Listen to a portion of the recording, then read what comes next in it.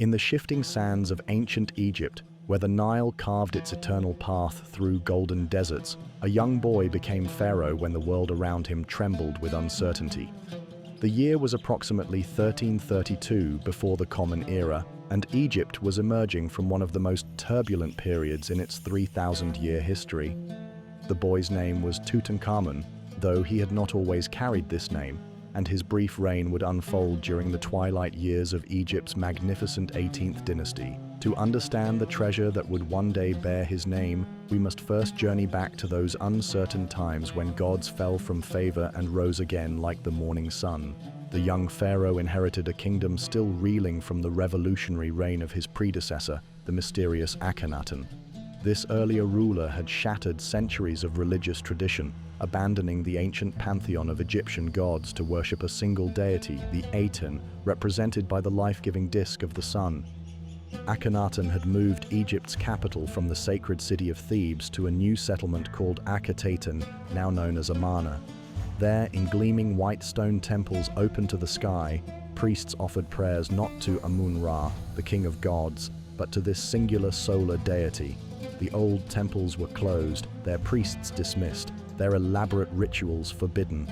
Imagine the confusion that must have swept through the land as common people wondered whether their ancestors' spirits could still find them, whether their familiar protective gods still heard their prayers. When Tutankhamun ascended to the throne, he was perhaps only 8 or 9 years old, a child thrust into the center of this religious and political maelstrom.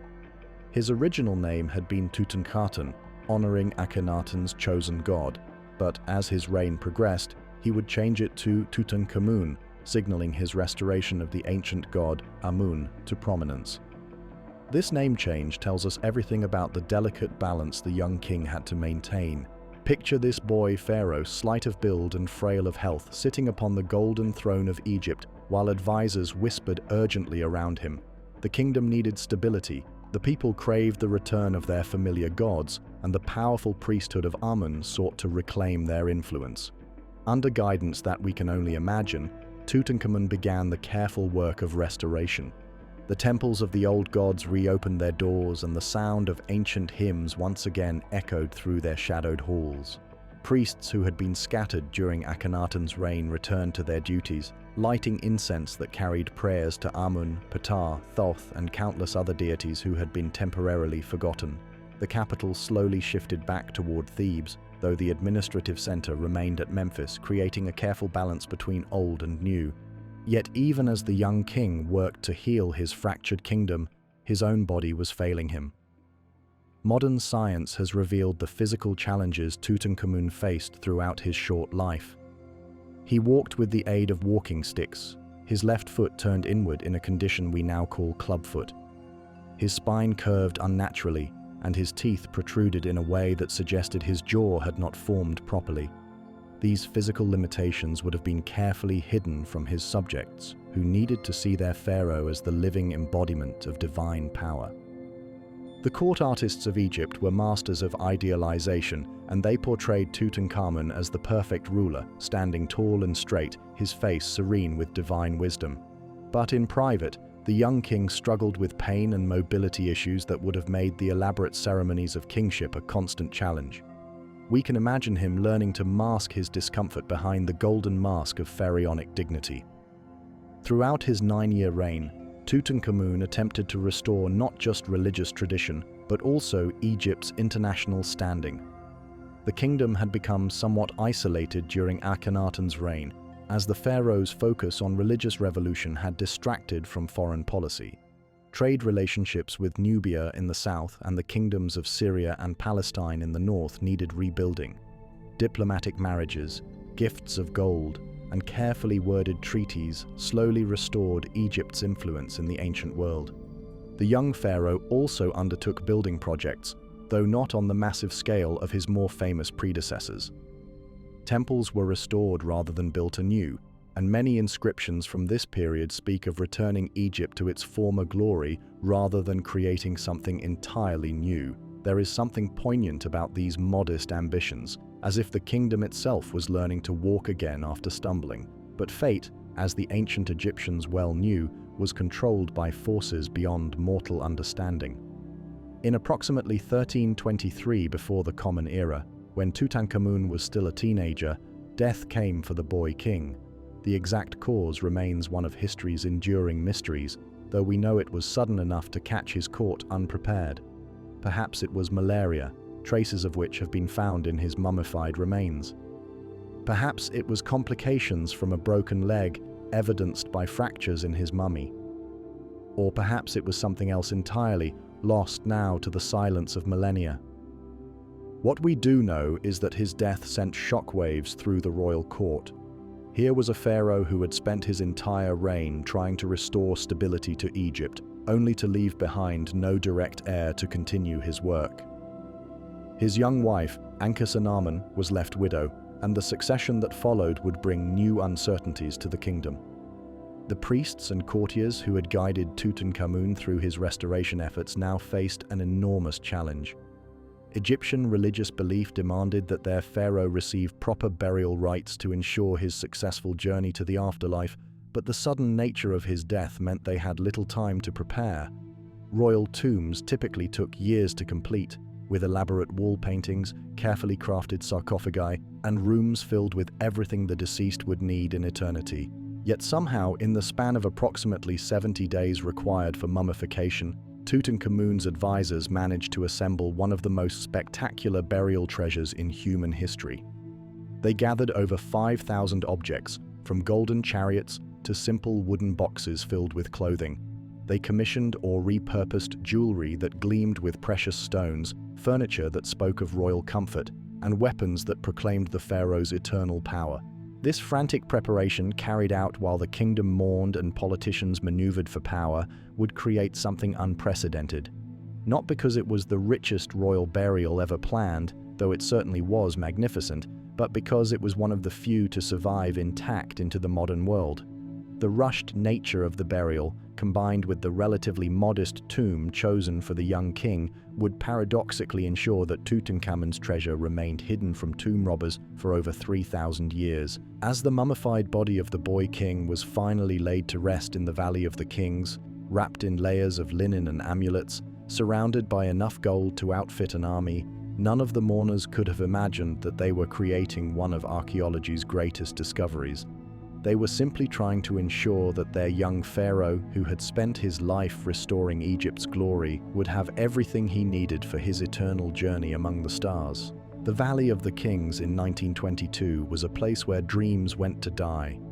For more than a century, archaeologists and treasure hunters had scoured this royal necropolis on the west bank of the Nile, searching through the limestone cliffs and sandy valleys where Egypt's greatest pharaohs had been laid to rest.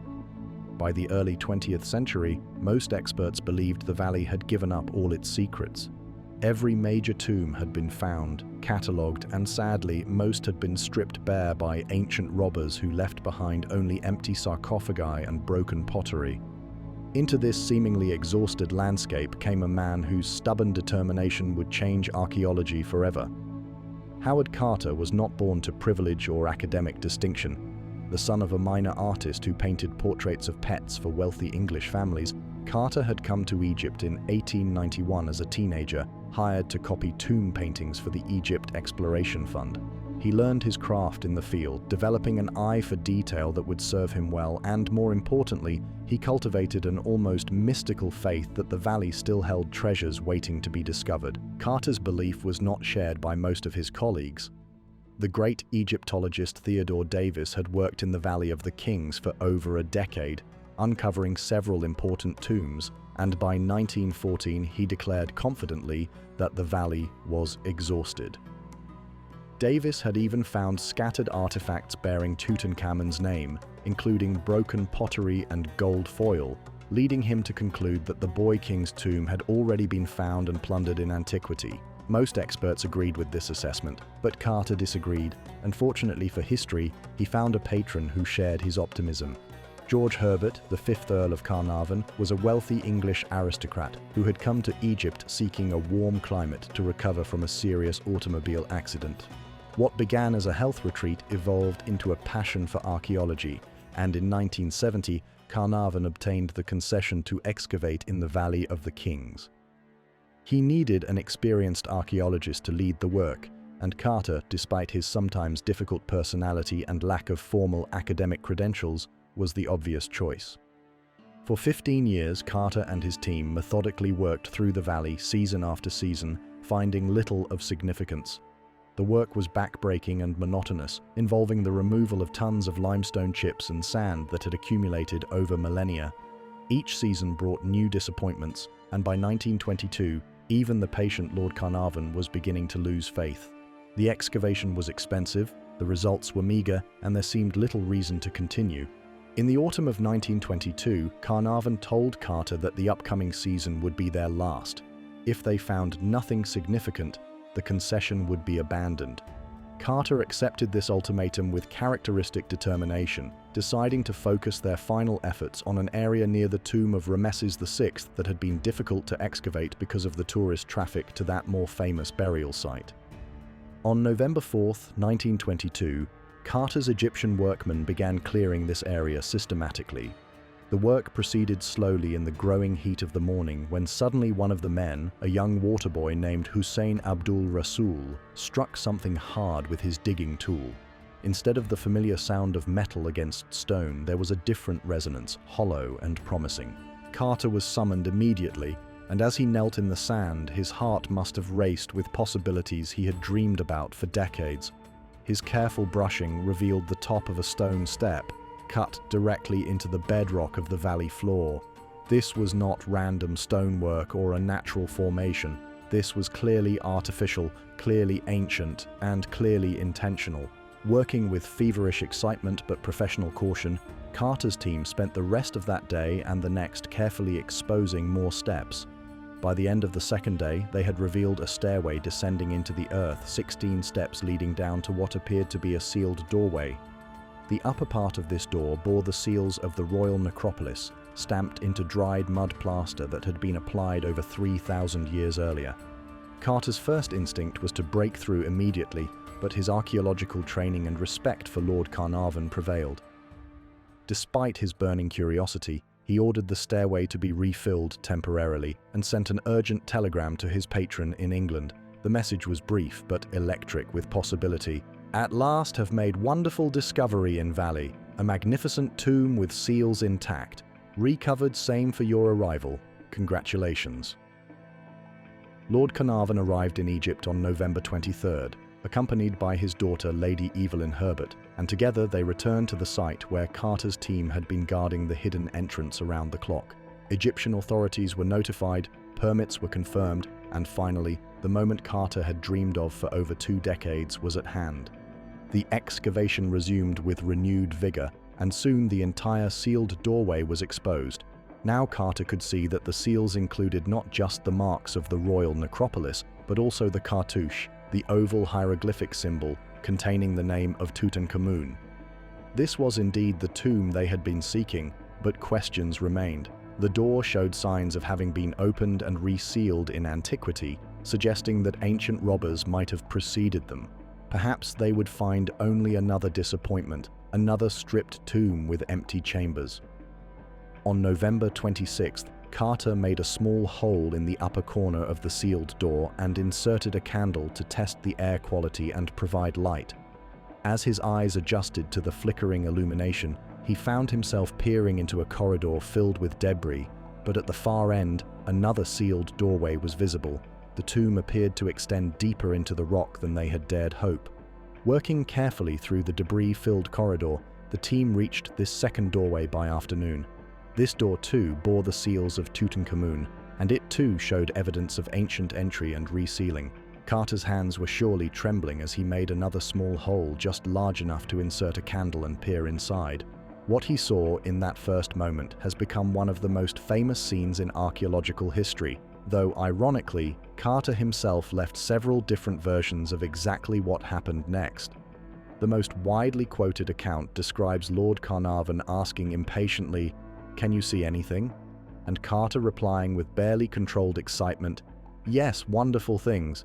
But whether those exact words were spoken or whether they were polished later for dramatic effect, there is no doubt about what Carter saw in that candlelit chamber. Gleaming surfaces reflected his flickering light from every direction, Golden furniture, including chairs and couches shaped like fantastic animals, chariots with wheels of gold and silver, boxes and chests stacked haphazardly, some bearing the pharaoh's name in gleaming hieroglyphs, life-sized statues standing guard like sentinels from another world. The chamber was not large, perhaps 16 feet by 12 feet, but it was packed with treasures beyond counting. After 3 millennia of tomb robbing in the Valley of the Kings, here was a royal burial that appeared to be substantially intact. The ancient thieves had indeed entered the tomb, probably within decades of Tutankhamun's burial, but they had been interrupted before they could strip it clean. Whatever had driven them away, whether discovery by guards or some other circumstance, had preserved for the modern world a treasure that defied imagination. News of the discovery spread around the world with unprecedented speed. Telegraph lines carried reports to newspapers in London, New York, Paris, and Cairo. Within days, reporters, photographers, curious tourists, and Egyptian officials were converging on the Valley of the Kings. Carter found himself at the center of a media frenzy unlike anything archaeology had ever experienced. The discovery captured the public imagination in a way that few archaeological finds ever have. Perhaps it was the romantic image of the boy king, cut down in his youth but buried with unimaginable riches. Perhaps it was the dramatic nature of the find, coming just when experts had declared the valley exhausted. Or perhaps it was simply the golden gleam of treasures that spoke to something deep in the human spirit, a fascination with beauty and permanence that transcends cultural boundaries. But for Carter, the discovery was just the beginning of what would become the most important archaeological project of his lifetime. Each object in that packed chamber would need to be photographed, catalogued, conserved, and carefully removed. The work would take years, requiring skills in photography, chemistry, languages, and art history that Carter would have to master or delegate to specialists. As he stood in that treasure-filled chamber on November 26, 1922, peering by candlelight at wonders that no living person had seen for over 3,000 years, Howard Carter could hardly have imagined that he had just opened a doorway not only into an ancient tomb, but into a new era of archaeological celebrity, international fascination with ancient Egypt, and scientific investigation that continues to this day. The boy king had been waiting patiently in his golden chambers, and finally, someone had come to tell his story to the world. What Howard Carter discovered in that first chamber was not merely a collection of beautiful objects, but an entire world carefully assembled to serve a young pharaoh through eternity. As his team began the painstaking process of cataloging and removing each item, a remarkable picture emerged of ancient Egyptian beliefs about death, the afterlife, and the practical needs of a king who would rule forever among the gods. The sheer quantity of objects was staggering. When the final count was completed years later, Carter's team had documented over 5,000 individual items from the tomb's 4 chambers. This was not random accumulation but careful curation, each piece chosen to serve a specific purpose in Tutankhamun's eternal existence. The ancient Egyptians believed that death was not an ending but a transformation, and the young king would need everything a living pharaoh required and more. In the antechamber where Carter first peered by candlelight, golden furniture gleamed in arrangements that seemed almost casual, as if the pharaoh had simply stepped away for a moment. 3 ceremonial couches dominated the space, each carved in the shape of protective animals. One took the form of Amit, the crocodile-headed creature who devoured the hearts of the unworthy in the afterlife. Another was shaped like Mehit, the lioness goddess of war, her golden body stretched in eternal vigilance. The third represented Taweret, the hippopotamus goddess who protected women in childbirth and guided souls safely through the dangerous passages of the underworld. These were not merely decorative pieces, but functional magical equipment. The ancient Egyptians understood that the journey to the afterlife was perilous, filled with demons, tests, and challenges that could destroy an unprepared soul. Each couch would serve as a resting place for the pharaoh's spirit during different stages of this cosmic journey, offering protection through the divine power of its animal form. Scattered around these couches were chests and boxes containing everything a king might need for eternal life. One alabaster chest, translucent as moonlight, held precious oils and cosmetics. The ancient Egyptians believed that maintaining one's appearance was crucial in the afterlife. where the deceased would meet and feast with the gods. Tutankhamun would need coal for his eyes, oils for his skin, and perfumes that would mark him as royalty among the spirits of the dead. Other containers held clothing fit for a god-king, linen tunics of impossible fineness, some woven so delicately they seemed like captured mist, golden sandals that would never touch earthly ground again but would carry the pharaoh across the celestial landscapes of eternity, jewelry that proclaimed his royal status to any divine being he might encounter, golden collars, bracelets inscribed with protective spells, rings bearing his cartouche that would identify him throughout the cosmos. The weapons found in the tomb told their own story of eternal kingship. Bows crafted from exotic woods and decorated with gold, arrows with obsidian points sharp enough to pierce the hide of supernatural beasts, swords and daggers that gleamed with deadly beauty. These were not merely symbols, but functional tools for a pharaoh who might need to defend himself in the afterlife or lead armies of the blessed dead in cosmic battles against the forces of chaos. Most magnificent of all were the chariots, dismantled to fit through the narrow tomb entrance but complete in every detail. 6 chariots in total, each representing different aspects of royal power. Some were working vehicles that had actually been used by the young king during his lifetime, their wheels worn from racing through the desert sand. Others were purely ceremonial, decorated with scenes of Tutankhamun trampling Egypt's enemies beneath the hooves of his horses, their bodies crafted from wood and overlaid with gold that caught every ray of light.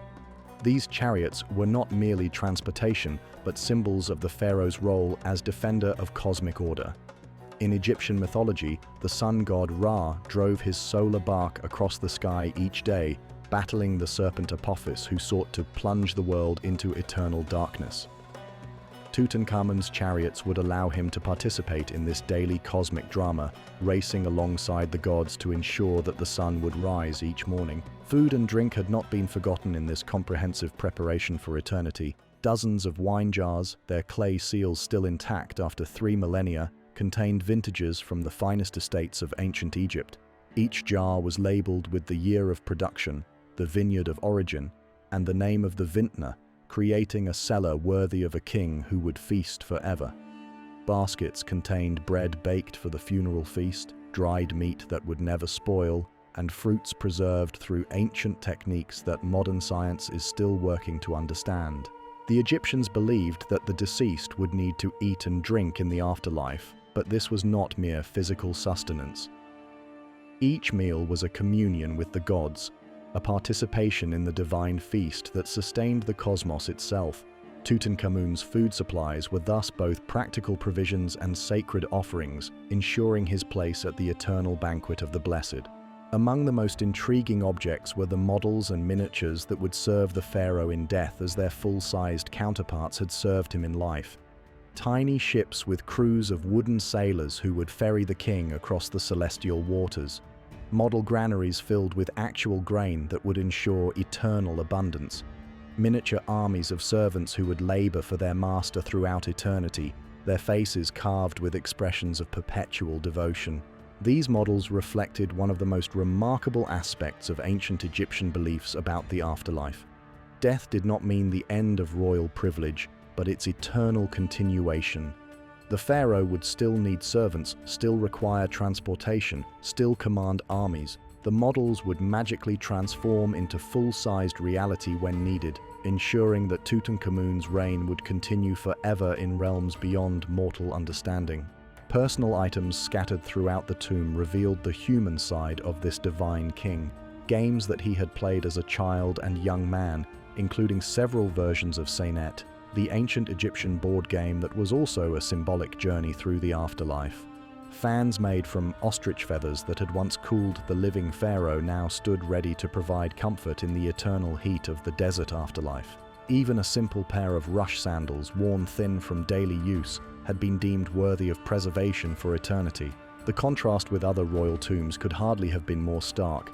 In tomb after tomb throughout the Valley of the Kings, archaeologists had found empty chambers and scattered debris, all that remained after ancient robbers had stripped away anything of value. The tomb of Ramesses the Great, one of Egypt's mightiest pharaohs, had been reduced to bare walls and empty sarcophagi. Even the tomb of Hatshepsut, the powerful female pharaoh, had yielded little more than fragments and broken pottery. Yet here, in this relatively modest tomb of a minor king who had ruled for barely 9 years, was a treasure that surpassed anything found in Egypt before or since. The irony was not lost on Carter and his team. History's most famous pharaohs had been remembered in stone monuments and epic inscriptions, but their burial treasures had long since been melted down for their gold or sold in ancient markets. The boy king, forgotten by history until Carter's discovery, had somehow preserved a complete royal afterlife kit that offered an unparalleled window into ancient Egyptian beliefs and craftsmanship. Each object told part of a larger story about how the ancient Egyptians understood death, kingship, and the relationship between mortal life and eternal existence. This was not random accumulation of wealth, but a carefully planned arsenal for immortality, every piece chosen to ensure that Tutankhamun could fulfill his role as eternal pharaoh in the realm of the gods. As Carter's team worked through the months and years that followed the discovery, removing each object with scientific precision, they realized they were not just uncovering treasure, but decoding an ancient manual for achieving immortality. The tomb was a time capsule of beliefs so complete and detailed that it would reshape modern understanding of one of history's greatest civilizations. But even these spectacular chambers were merely the antechambers to the tomb's greatest treasures, the nested shrines and golden coffins that held the mummy of the boy king himself, where the most iconic artifacts of ancient Egypt were waiting to emerge into the light of the 20th century.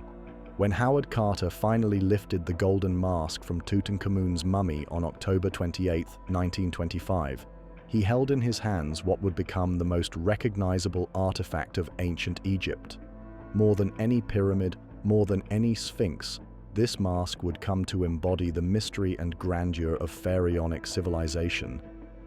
Yet as Carter examined this masterpiece by lamplight in the depths of the tomb, he could hardly have imagined that he was revealing an object that would transcend archaeology to become a global icon.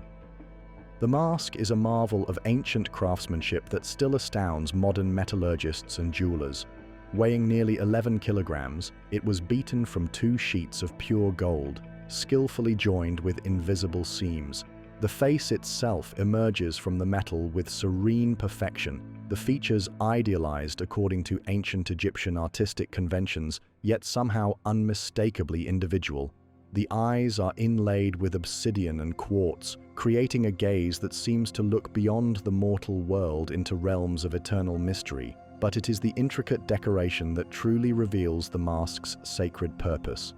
Lapis lazuli, that precious blue stone treasured above all others by the ancient Egyptians, creates the striking blue stripes of the royal headdress known as the nemes. This same deep blue adorns the curved false beard that marks the wearer as divine, for only gods and deified pharaohs wore such beards in Egyptian art. The eyebrows and eyeliner are also fashioned from lapis lazuli, creating a dramatic contrast that would have been immediately recognizable to any ancient Egyptian as the appearance of a god. The symbolism embedded in every detail of the mask speaks to its role as more than mere burial equipment. This was a transformation device designed to change a mortal boy into an immortal deity. The golden flesh represented the incorruptible skin of the gods, who were said to have bones of silver and flesh of gold. The cobra and vulture adorning the forehead were not decorative elements but powerful protective spells made manifest, guardians that would defend the pharaoh's spirit throughout eternity. The cobra, known as the uraeus, represented Wadjet, the protective goddess of Lower Egypt, while the vulture symbolized Nekhbet, guardian of Upper Egypt. Together, they proclaimed Tutankhamun's dominion over the unified kingdom while providing magical protection against any force that might threaten his journey to the afterlife. Ancient texts describe these symbols as living entities able to breathe fire and strike down enemies of the pharaoh with deadly venom.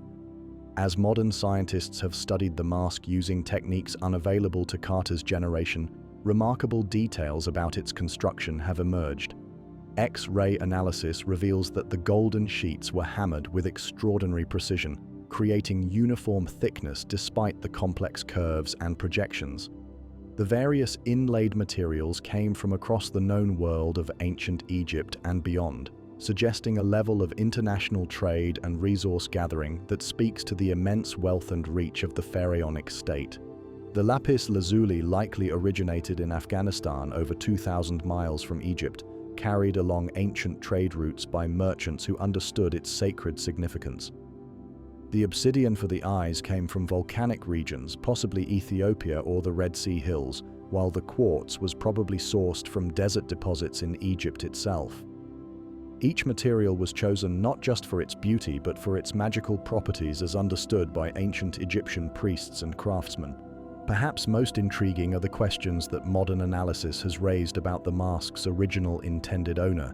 Some scholars have noted subtle inconsistencies in the craftsmanship, particularly around the ears, where the gold seems to have been reworked. The face, while clearly representing Tutankhamun, bears certain feminine characteristics that have led some experts to suggest the mask may have originally been crafted for someone else, possibly a woman. The most compelling theory suggests the mask was initially made for Nefertiti, the beautiful queen of Akhenaten, whose own burial place remains one of Egyptology's greatest mysteries. If this theory is correct, the mask would have been hastily modified for Tutankhamun's unexpected death, with the ears pierced to accommodate the pharaoh's earrings and other subtle changes made to masculinize the features. This would fit with other evidence suggesting that much of Tutankhamun's burial equipment was assembled quickly, some pieces clearly repurposed from other royal burials. The idea that this most iconic symbol of Tutankhamun might have originally belonged to another ruler adds yet another layer of mystery to the Boy King story. It would also explain the mask's extraordinary quality, as it would have been crafted during the height of the Amarna period's artistic renaissance, when royal workshops produced art of unprecedented sophistication and beauty. The technical achievement represented by the mask becomes even more remarkable when considered alongside the time constraints under which it was created or modified. Egyptian mummification required 70 days from death to burial, and during this period, the royal workshops had to complete or adapt all the burial equipment. The precision required to modify a golden mask without visible repair marks speaks to the incredible skill of ancient Egyptian craftsmen working under extraordinary pressure. Modern attempts to replicate the mask using ancient techniques have revealed just how challenging its creation would have been. The hammering of gold sheets requires not just physical strength but intimate knowledge of the metal's properties, understanding exactly how much force to apply and where. The inlay work demands precision that rivals modern jewelry making, with each piece of lapis lazuli and obsidian cut and fitted with tolerances measured in fractions of millimeters. The mask's cultural impact extends far beyond its archaeological significance.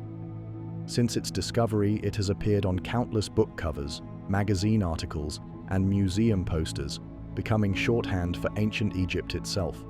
Its serene expression and golden radiance seem to embody everything the modern world finds fascinating about pharaonic civilization, mystery, wealth, artistic achievement, and the eternal human desire to triumph over death. Yet this iconic status has also created challenges for understanding the mask's original meaning. Modern viewers often see it as a beautiful art object, focusing on its aesthetic qualities rather than its ritual purpose. To the ancient Egyptians who created and used it, this was not art in the modern sense, but sacred technology, a device designed to facilitate the most important transformation imaginable, the change from mortal king to immortal god. The mask's journey from Tutankhamun's tomb to its current home in the Egyptian Museum in Cairo has been almost as remarkable as its original creation. It survived Carter's careful removal, transportation to Cairo, decades of display, and even a terrorist attack that damaged the museum in 2011. Each time it has been studied or moved, new details have emerged about its construction and significance. Photography has played a crucial role in the mask's global impact, but no reproduction can fully capture its presence. Visitors to the Egyptian Museum often report being surprised by its relatively modest size, smaller than many expect from photographs, yet simultaneously more powerful and beautiful than any image can convey. The play of light across its golden surfaces, the depth of the lapis lazuli inlays, and the indefinable sense of personality that emanates from its features create an experience that transcends mere viewing. Scientific analysis continues to reveal new aspects of the mask's construction and history.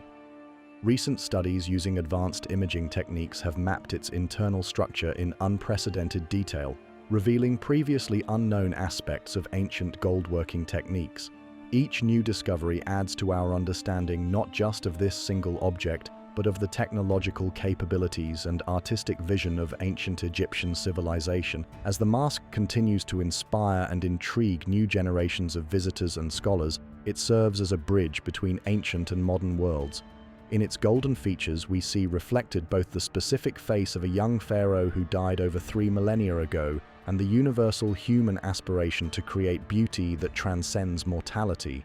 It remains what it was always intended to be, a doorway to immortality, though perhaps not in the way its creators originally envisioned. Beyond the antechamber where Carter first glimpsed wonderful things lay the burial chamber itself, a sacred space that would take his team nearly 3 years to reach and another 2 years to fully excavate. When they finally broke through the sealed doorway in February 1923, they entered a realm of nested protection that resembled an ancient puzzle box, each layer revealing another barrier between the mortal world and the eternal resting place of the pharaoh. The burial chamber was dominated by an enormous golden shrine that filled nearly the entire space, leaving barely enough room for a person to walk around its perimeter. This outermost shrine stood over 5 meters long, 3 meters wide, and nearly 3 meters high, its surfaces covered in protective spells and religious texts written in hieroglyphs that glowed with golden fire in Carter's electric lights. The ancient craftsman had covered every available surface with prayers, incantations, and images designed to guide Tutankhamun safely through the perils of death and into the embrace of eternal life. As Carter's team began the delicate process of dismantling this first shrine, they discovered that it was constructed like the world's most elaborate piece of furniture, held together with silver pins and careful joinery that had remained tight for over 3,000 years. Each panel had to be photographed, measured, and carefully numbered before removal, for the hieroglyphic texts told a continuous story that could only be understood when read in proper sequence. Beneath this first shrine lay a second, nearly as large but even more magnificently decorated. Where the outer shrine had been covered primarily in religious texts, this inner shrine displayed elaborate scenes of gods and goddesses standing guard over the pharaoh. Isis and Nephthys, the divine sisters who had reassembled the murdered god Osiris, spread their wings protectively over the corners. Anubis, the jackal-headed god of mummification, performed his eternal vigil with arms raised in blessing. Each figure was not merely decorative but served as an active guardian, their painted eyes watching for any threat to the sleeping king. The third shrine revealed even greater artistic sophistication, its golden surfaces alive with images that seemed to move in the flickering light. Here, Tutankhamun appeared not as the frail young man he had been in life, but as a powerful god-king standing alongside the greatest deities of the Egyptian pantheon as an equal. The transformation promised by death was already beginning, the mortal pharaoh becoming the immortal ruler he was destined to be. When the fourth and final shrine was revealed, Carter and his team found themselves looking at what may be the most beautiful religious artwork ever created. The innermost shrine was covered with texts from the Book of the Dead, the ancient Egyptian guide to the afterlife. But these were not the crude copies found in lesser burials. These hieroglyphs were works of art in themselves, each symbol carefully crafted and perfectly proportioned, creating pages of sacred text that were simultaneously functional spells and aesthetic masterpieces. Inside this final shrine lay the stone sarcophagus, carved from a single block of yellow quartzite that had been quarried hundreds of miles away in the desert near modern-day Cairo. The sarcophagus lid showed Tutankhamun in the traditional pose of pharaonic death, arms crossed over his chest, holding the crook and flail that symbolized his eternal authority. 4 goddesses stood at the corners, their arms outstretched in protection, their faces turned toward the center where the pharaoh lay in eternal sleep. The sarcophagus itself represented a different kind of protection, not magical, but physical. Its walls were nearly 20 centimeters thick, designed to shield the pharaoh's remains from any earthly force that might disturb his rest. The lid alone weighed over a ton, requiring complex lifting equipment to remove safely. When Carter's team finally raised this massive stone cover, they revealed the first of 3 nested coffins, each more magnificent than the last. The outermost coffin was a masterpiece of wood carving and gold leaf that took the form of the pharaoh himself, lying in eternal sleep. Every detail of royal regalia was present, from the intricate patterns of the royal headdress to the delicate features of the divine beard. The hands, crossed over the chest, held golden versions of the crook and flail, while the face displayed the same serene expression that would later become famous on the golden mask. But it was the middle coffin that truly astonished Carter's team. When they lifted the lid of the outer coffin, they found themselves looking at what appeared to be solid gold, gleaming with a radiance that seemed to generate its own light. This second coffin was indeed covered in gold, but it was the craftsmanship that took their breath away. Every surface was decorated with feathered patterns that seemed to ripple and flow, creating the impression that the pharaoh was wrapped in the wings of protective goddesses. The innermost coffin, however, was the true miracle. When Carter finally lifted the lid of the middle coffin on October 28, 1925, nearly 3 years after the tomb's discovery, he revealed a sight that no human had seen for over 3 millennia. The final coffin was indeed made of solid gold, nearly 220 kilograms of pure metal beaten into the shape of the pharaoh himself. This innermost coffin was not merely a container, but a transformation chamber designed to change the mortal remains of Tutankhamun into the immortal body of a god. The gold, incorruptible and eternal, would replace his earthly flesh. The intricate decorations covering every surface were not ornamental but functional, each symbol and image serving as a spell to facilitate the pharaoh's rebirth in the afterlife. The discovery of solid gold construction came as a shock even to Carter, who had expected wood covered with gold leaf like the outer coffins. The sheer value of the metal was staggering, but more important was what it represented. Only gods had bodies of gold in Egyptian mythology, and by encasing Tutankhamun in solid gold, the ancient embalmers were proclaiming his divine status for all eternity. The nested arrangement of shrines and coffins was not arbitrary but followed precise religious requirements that had been developed over centuries of royal burial practice. Each layer served a specific purpose in the pharaoh's transformation from mortal king to immortal god. The outer shrines provided magical protection from hostile forces in the underworld. The stone sarcophagus offered physical security in the tomb. The nested coffins facilitated the actual transformation of the pharaoh's body from flesh to divine substance. Yet even as Carter marveled at this elaborate protective system, he noticed signs that the burial had been completed in haste. Some of the shrine panels showed evidence of hasty assembly, with silver pins inserted at slightly incorrect angles. Certain decorative elements appeared to have been adapted from other sources, their original inscriptions partially erased and replaced with Tutankhamun's name. Most telling of all, some of the religious texts contained minor errors, suggesting that the scribes had been working quickly under pressure. This evidence of hurried preparation made the achievement even more remarkable. Despite time constraints that would have challenged modern manufacturing capabilities, ancient Egyptian craftsmen had created a burial ensemble of unprecedented magnificence. The slight imperfections only served to humanize the enormous effort required to prepare a proper pharaonic burial within the 70-day limit imposed by religious tradition. The religious significance of the nested protection system extended beyond mere physical security to encompass complex beliefs about the nature of death and rebirth. Egyptian theology taught that the deceased pharaoh would need to pass through various stages of transformation, shedding his mortal nature like layers of clothing until only his divine essence remained. Each coffin and shrine represented one of these stages, creating a map of the journey from humanity to godhood. Modern analysis has revealed the incredible sophistication of the materials and techniques used in constructing these protective layers. The gold work alone represents the pinnacle of ancient metallurgy, with techniques for joining, decorating, and finishing that would challenge contemporary craftsmen. The precision of fit between the various nested elements suggests mathematical planning and execution that rivals modern engineering projects. The removal and conservation of these massive artifacts presented Carter with logistical challenges that tested the limits of 1920s technology.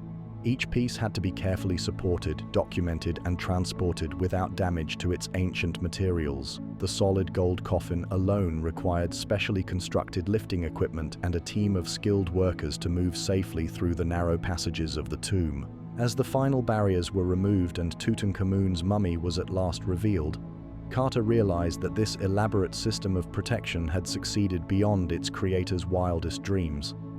Not only had it preserved the pharaoh's remains for over 3 millennia, but it had created one of the most spectacular archaeological discoveries in human history, a complete royal burial that offered unprecedented insights into ancient Egyptian beliefs about death, kingship, and the eternal nature of divine rule.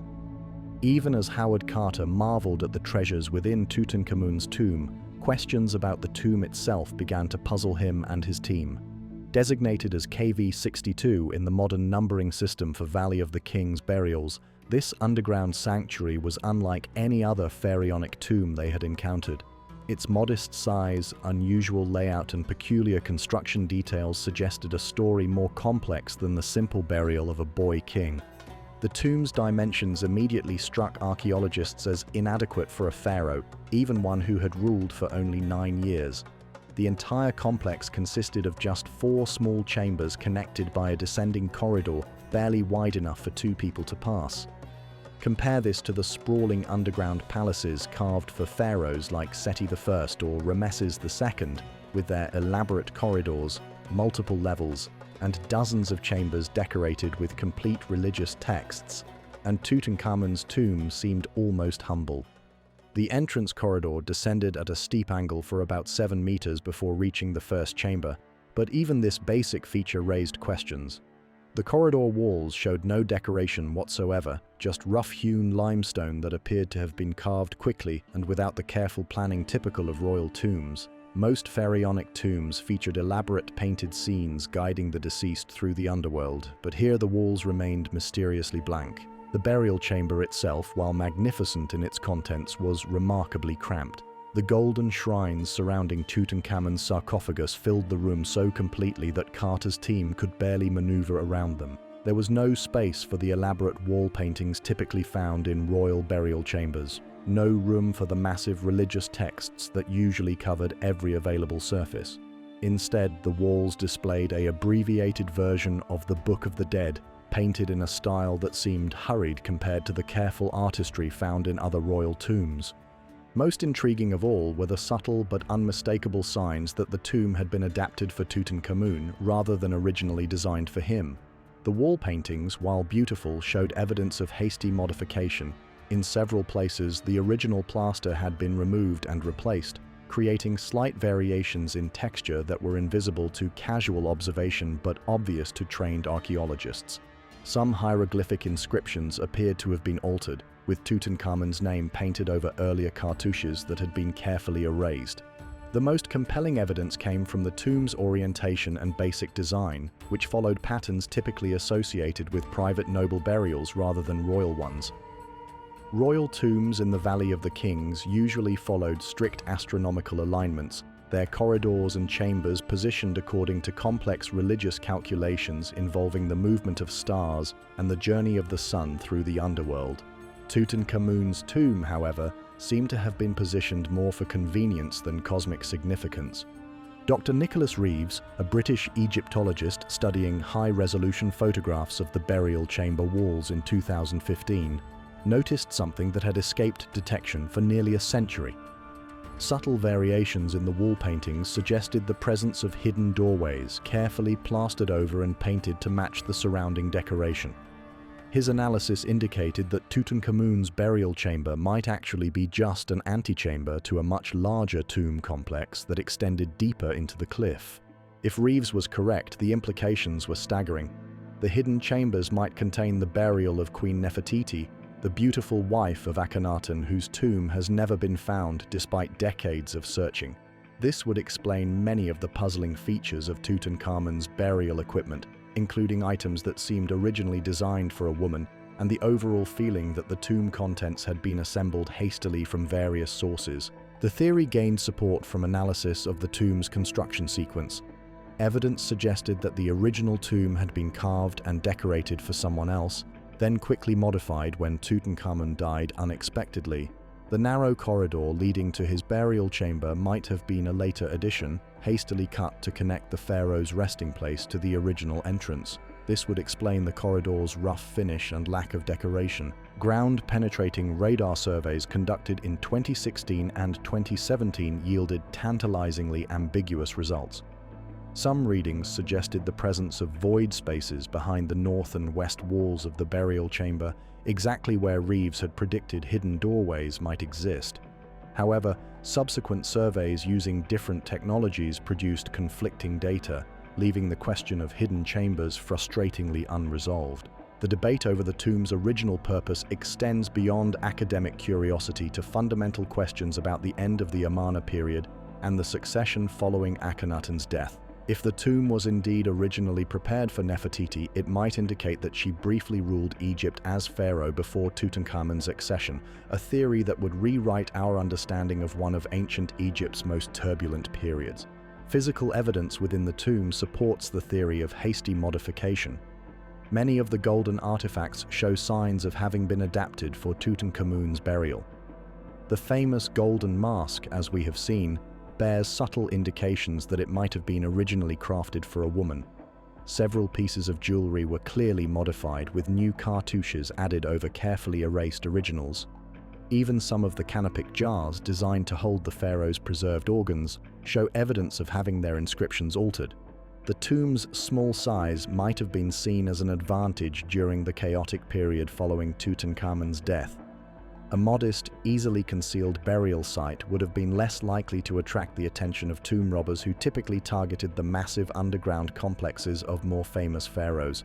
The irony is that this defensive strategy, born of political instability and time constraints, ultimately preserved Tutankhamun's burial for modern discovery, while the grand tombs of mightier pharaohs were stripped bare by ancient thieves. The construction techniques used in the tomb also tell their own story of urgent adaptation. Unlike the carefully planned royal tombs that took years or even decades to complete, Tutankhamun's burial site shows clear evidence of compressed construction schedules. Tool marks on the walls indicate that multiple teams of workers labored simultaneously in different chambers, a practice that would have been dangerous in a more complex tomb, but was feasible in this relatively simple layout. The plastering and painting of the tomb walls appear to have been completed while Tutankhamun's body was being mummified, with final decorative touches added just days before the burial ceremony. This timing is revealed by analysis of the paint layers and plaster composition, which show characteristics consistent with rapid application under time pressure. Modern archaeological techniques continue to reveal new details about the tomb's construction and modification. Photogrammetry, a technology that creates detailed three-dimensional models from photographs, has mapped every surface of the tomb with millimeter precision, revealing subtle construction details invisible to earlier investigators. Spectroscopic analysis of pigments has identified the sources of materials used in wall paintings, providing clues about which elements were original and which were added during the modification process. The mystery of KV62 reflects broader questions about the archaeological record from the Amarna period. This was a time of religious revolution, political instability, and artistic innovation that left behind a confusing mix of evidence. Many royal burials from this era remain undiscovered, and those that have been found often show signs of modification, reuse, or hasty preparation that complicate efforts to understand the historical sequence of events. Perhaps most intriguingly, the apparent modification of Tutankhamun's tomb suggests that ancient Egyptian burial practices were more flexible than previously assumed. While royal funeral traditions were generally conservative and resistant to change, the evidence from KV62 indicates that practical necessities could override religious protocol when circumstances demanded. The successful adaptation of an existing tomb for Tutankhamun's burial demonstrates the skill and resourcefulness of ancient Egyptian architects and decorators working under extraordinary pressure. The ongoing investigation of the tomb's construction continues to yield new insights into ancient Egyptian building techniques, religious practices, and political history. Each technological advance in archaeological methodology brings new possibilities for understanding the true story of this remarkable burial site.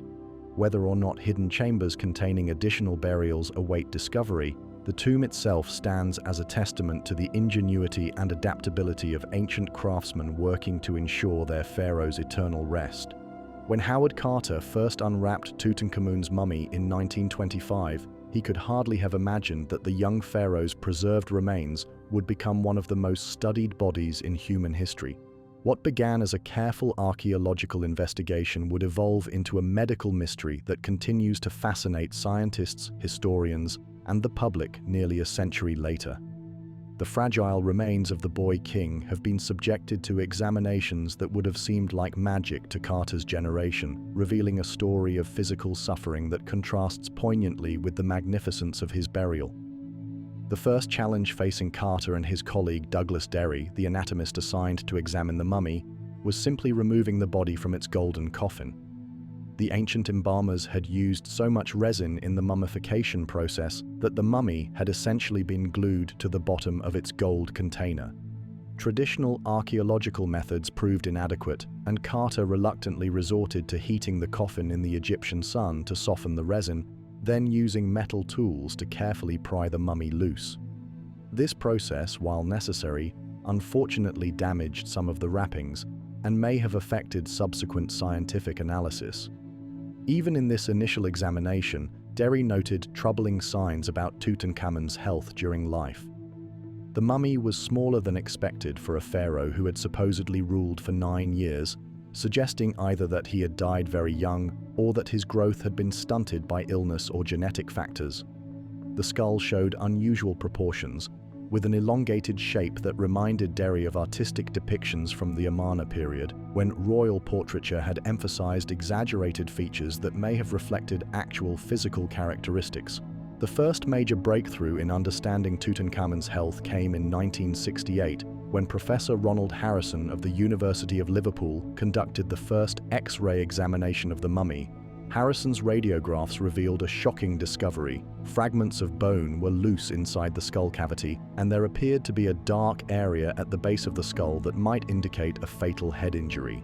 The discovery launched decades of speculation about whether Tutankhamun had died from an accident, illness, or even murder.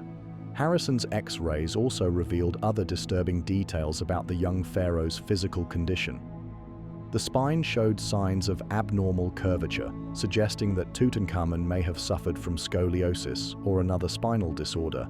The chest cavity appeared to be missing the sternum and front ribs, though this might have been damage caused by ancient tomb robbers or even by Carter's team during the mummy's removal from its coffin. Most intriguingly, the left foot showed evidence of deformity that would have affected the pharaoh's ability to walk normally. For decades, these X-ray findings fueled theories about Tutankhamun's death that ranged from plausible to sensational. Some scholars suggested he had died in a chariot accident, perhaps while hunting in the desert or leading troops in battle. Others proposed that he had been murdered by political rivals, pointing to the skull fragments as evidence of a fatal blow to the head. The missing chest bones were sometimes cited as evidence of violence, though alternative explanations involving post-mortem damage seemed equally likely. The debate intensified in 2005 when Dr. Zahi Hawass, then Egypt's leading archaeologist, authorized a comprehensive CT scan examination of Tutankhamun's mummy using the most advanced medical imaging technology available. The results, processed by teams of radiologists, forensic experts, and Egyptologists, painted a dramatically different picture of the young pharaoh's death while revealing new details about his challenging life. The CT scans definitively ruled out murder as the cause of death. The skull fragments that had appeared so ominous in earlier X-rays were determined to be post-mortem damage, likely caused by the mummification process or subsequent handling of the mummy. There was no evidence of a fatal head wound, no signs of violence that could explain the pharaoh's death. Instead, the detailed three-dimensional images revealed a complex pattern of physical ailments that would have made Tutankhamun's life a constant struggle against pain and disability. The most obvious problem was severe deformity of the left foot, which showed characteristics consistent with a condition called clubfoot. This congenital disorder would have turned the foot inward and downward, making normal walking extremely difficult or impossible. The discovery explained why over 100 walking sticks and canes were found in Tutankhamun's tomb, far more than would be expected for ceremonial purposes. These were not royal regalia, but essential mobility aids for a pharaoh who could not walk unassisted. The spinal abnormalities revealed by the CT scans were even more severe than Harrison's X-rays had suggested. Tutankhamun appeared to suffer from a condition that caused his spine to curve unnaturally, which would have affected his posture and possibly his breathing. Combined with the foot deformity, these spinal problems would have created a compound mobility issue that would have been extremely challenging for anyone, let alone a pharaoh expected to appear godlike before his subjects. Additional analysis revealed dental abnormalities, including a pronounced overbite and other irregularities that suggested genetic factors might have played a role in Tutankhamun's physical problems.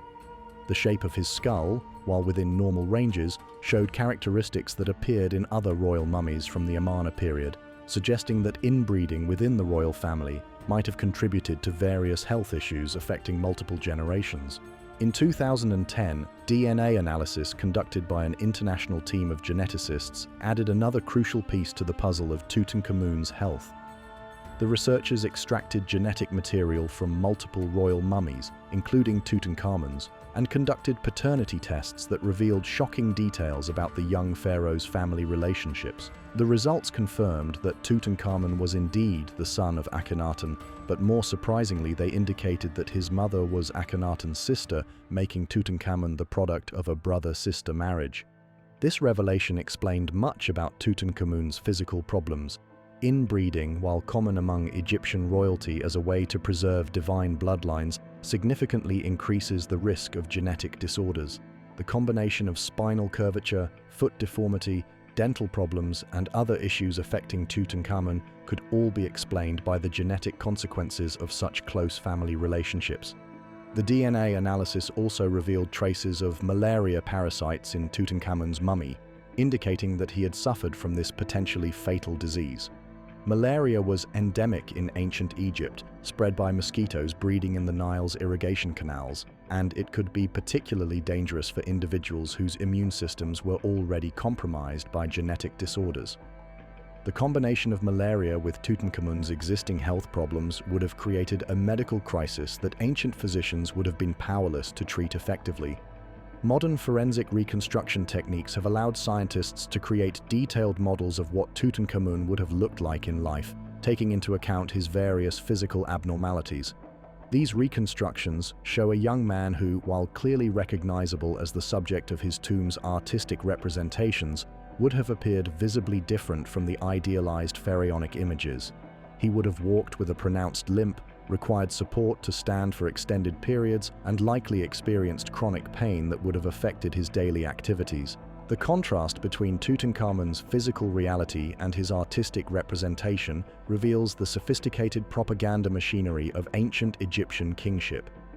Royal artists were skilled at creating images that emphasized divine perfection, while carefully concealing any physical imperfections that might undermine the pharaoh's godlike status. Wall paintings and sculptures showed Tutankhamun as tall, perfectly proportioned, and physically powerful, often depicted hunting, driving chariots, or leading armies into battle.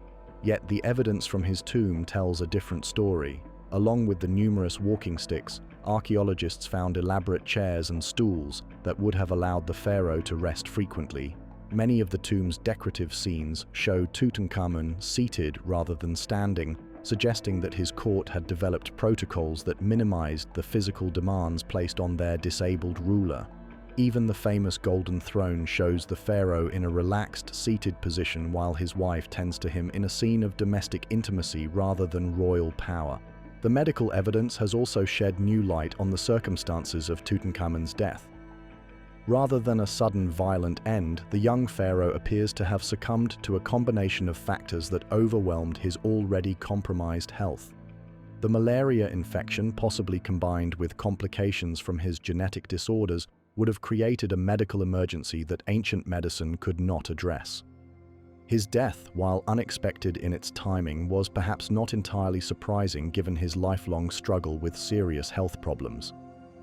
Recent analysis has even suggested that Tutankhamun may have suffered from temporal lobe epilepsy, a condition that could explain some of the unusual artistic representations from his reign and might have been interpreted by his contemporaries as divine visions or spiritual experiences.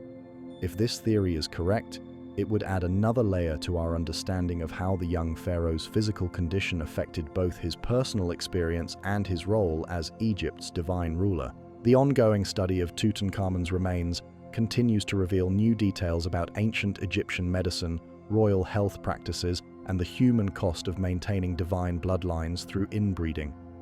Each new technological advance in medical analysis brings fresh insights into the life and death of this remarkable young ruler, whose physical suffering was matched only by the magnificent preparations made for his eternal journey beyond the grave. On April 5, 1923, less than 5 months after Howard Carter first peered into Tutankhamun's tomb, Lord Carnarvon died in Cairo's Continental Hotel. The man who had funded the greatest archaeological discovery of the century succumbed to what his doctors described as pneumonia following complications from an infected mosquito bite.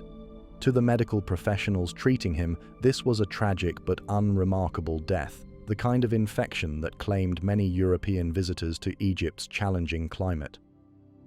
But to a world already captivated by the mystery of the boy king's tomb, Carnarvon's death became something far more sinister, the first victim of the curse of the pharaohs. The idea that ancient Egyptian tombs carried supernatural curses was not new. For centuries, travelers and treasure hunters had whispered about the dangerous powers that protected pharaonic burials, and some Egyptian tombs did indeed carry inscribed warnings against disturbing the dead.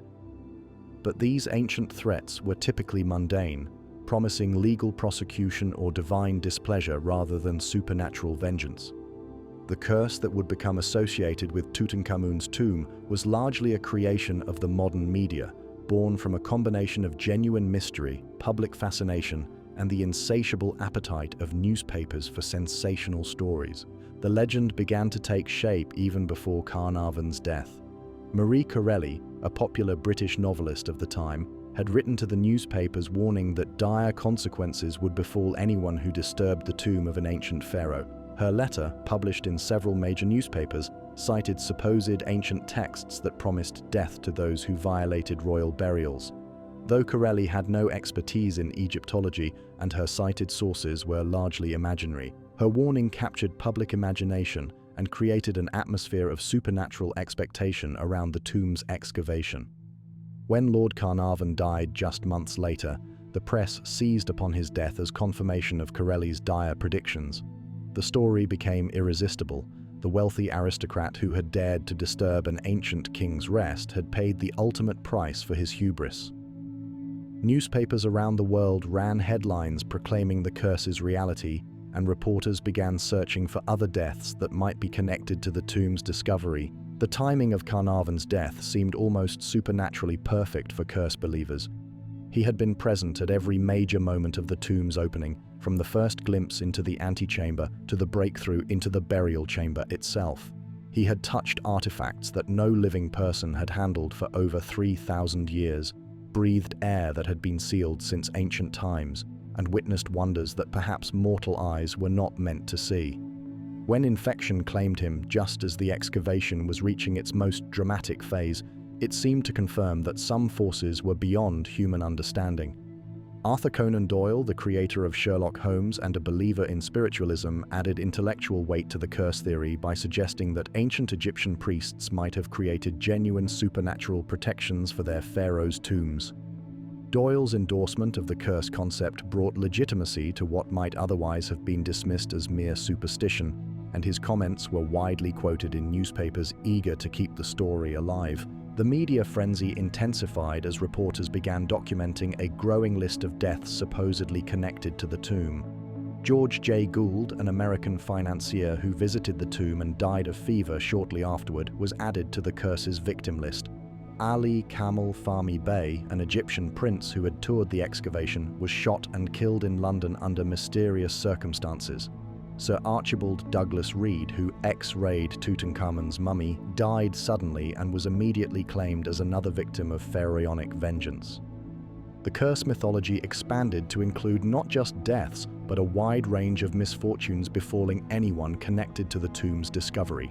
Financial ruin, mysterious illnesses, family tragedies, and even minor accidents were all attributed to the supernatural wrath of the disturbed pharaoh. The tomb itself seemed to resist investigation, with equipment failures, unexplained delays, and technical difficulties all being interpreted as evidence of otherworldly interference. Public fascination with the curse revealed deeper anxieties about the relationship between ancient and modern worlds. The 1920s were a time of rapid technological change and social upheaval, when traditional beliefs about religion, science, and human progress were being challenged. The idea that ancient powers could strike back against modern intrusion appealed to those who felt that technological civilization had perhaps gone too far in its conquest of the natural and supernatural worlds.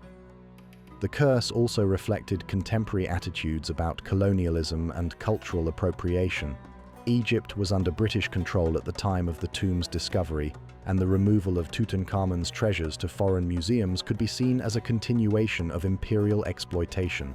The curse narrative provided a framework for expressing guilt or unease about this cultural plundering, suggesting that there might be cosmic justice for those who profited from ancient civilization's sacred heritage.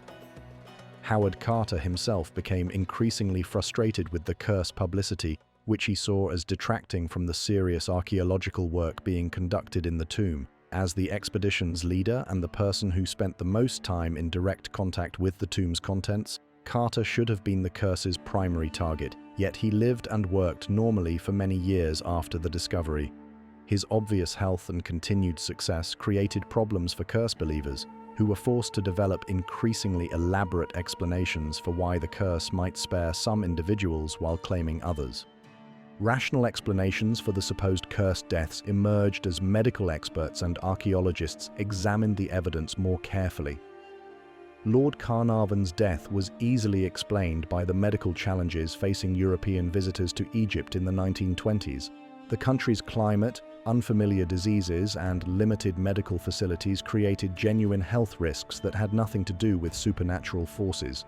Carnarvon had been in poor health since his automobile accident years earlier, and his immune system was compromised by his ongoing recovery process.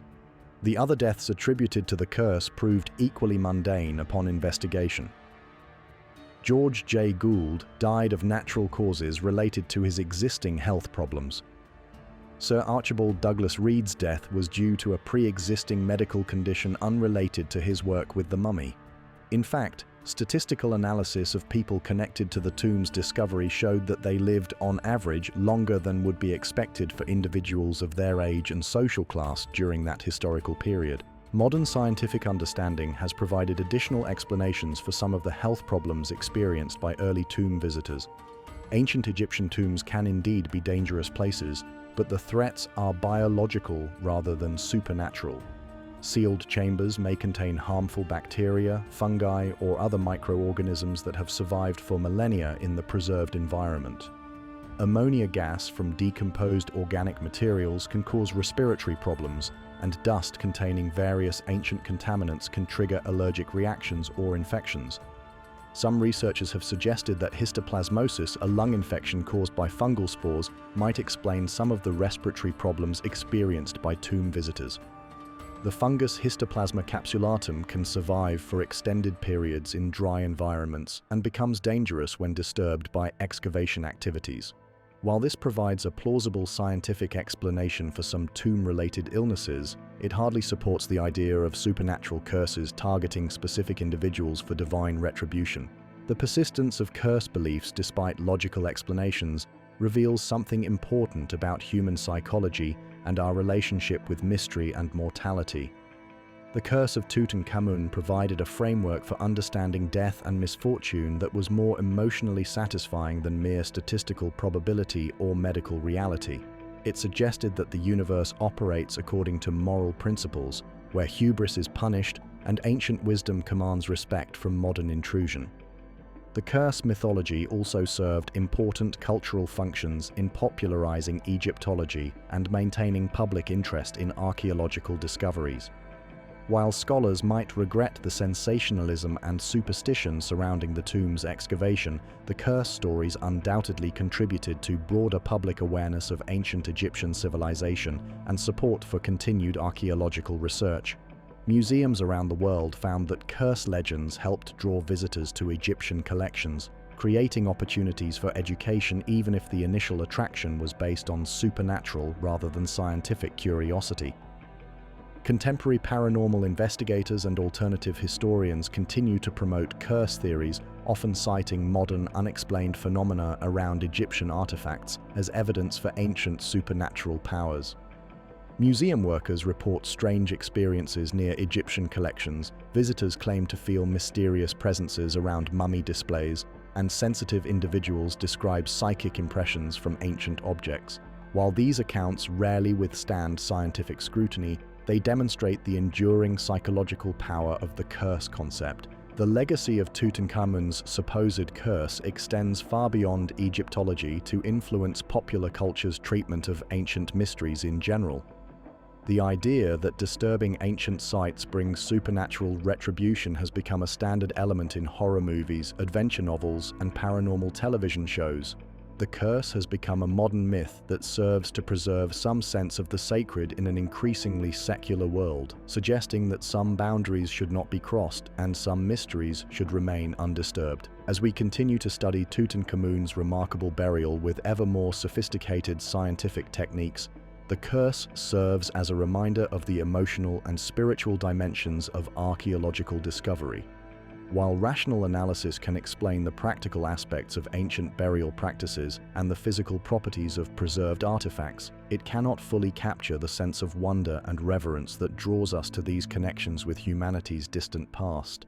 The journey of Tutankhamun's treasures from their ancient resting place to the modern world began with one of the most challenging logistical operations in archaeological history. Howard Carter and his team faced the monumental task of safely removing over 5,000 artifacts from a tomb that had been designed to keep its contents hidden forever. Each object required careful documentation, conservation treatment, and transportation through the narrow passages of the Valley of the Kings to storage facilities in Cairo, a process that would take nearly a decade to complete. The most delicate operations involved the removal of the largest artifacts, particularly the golden shrines and the solid gold innermost coffin. These massive objects had been assembled inside the tomb 3 millennia earlier, when the burial chambers were accessible through temporary ramps and scaffolding that had long since been removed. Carter's team had to devise ingenious methods for maneuvering these priceless artifacts through passages barely wide enough for a single person, using a combination of ancient Egyptian engineering principles and modern mechanical techniques. The solid gold coffin alone presented extraordinary challenges. Weighing nearly 220 kilograms and worth millions of dollars in gold content alone, it required specially constructed lifting equipment and a team of experienced handlers to move safely. The coffin had to be wrapped in protective materials, secured to custom-built wooden supports, and carefully guided through the tomb's corridors without damage to either the artifact or the ancient walls. Every movement was photographed and documented, creating a detailed record of the removal process that would be invaluable for future conservation efforts. Transportation from the Valley of the Kings to Cairo involved a carefully orchestrated convoy of vehicles, guards, and conservation specialists. The Egyptian government assigned military escorts to protect the treasures during their journey across the desert, while insurance companies calculated coverage amounts that established these artifacts as among the most valuable objects ever transported. Each truck in the convoy carried documentation detailing the contents, conservation requirements, and destination for every artifact, creating a paper trail that would follow the treasures for decades to come. The arrival of Tutankhamun's treasures in Cairo transformed the Egyptian Museum into a pilgrimage destination for visitors from around the world. The museum's curators faced the unprecedented challenge of displaying artifacts that were simultaneously priceless archaeological specimens, works of art, religious objects, and symbols of Egyptian national identity. Special climate-controlled galleries were constructed to protect the treasures from the fluctuations in temperature and humidity that could damage ancient materials, while security systems rivaling those of major banks were installed to protect against theft. The golden mask quickly emerged as the crown jewel of the collection, drawing millions of visitors who came specifically to see this iconic representation of ancient Egyptian civilization. The mask's display case became a shrine where visitors from every continent gathered to contemplate this tangible connection to humanity's distant past. Museum guards reported that many visitors were moved to tears by their first sight of the mask, overwhelmed by the beauty and mystery of this 3,000-year-old masterpiece. International demand to see Tutankhamun's treasures led to the organization of traveling exhibitions that would become the most successful museum tours in history.